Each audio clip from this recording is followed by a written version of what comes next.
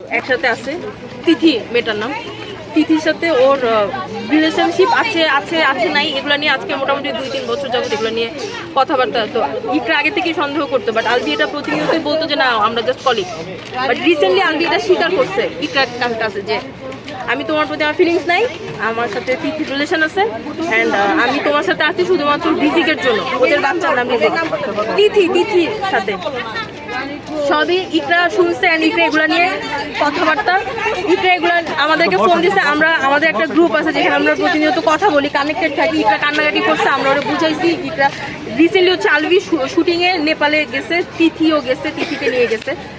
আমরা স্পেসিফিক জানি না আজকে সকালে কি হয়েছে। গতকালকে আগের দিন ইকরা ফোন দিয়ে বলতেছে যে আমি ভিডিও কল করছিলাম, রিজিকের শরীরটা খারাপ, রিজিক ওর পাপার সাথে কথা বলতে চাই, ও ফোনটা পিক করতেছে না। তখন হচ্ছে ইকরা অনেক কান্নাকাটি করতেছিল যে ওই মেয়ের সাথে আসছে, আমি জানি ও কোন রুমে আছে, ডিলাক্স রুম সবই। বার্থডে তো ওই দিন আবার ওই মেয়ের বার্থডে ছিল, ওই মেয়ের বার্থডে সেলিব্রেট করার জন্য আলবিওকে নেপালে নিয়ে গেছে অ্যান্ড ইকরা এগুলো সব জানে।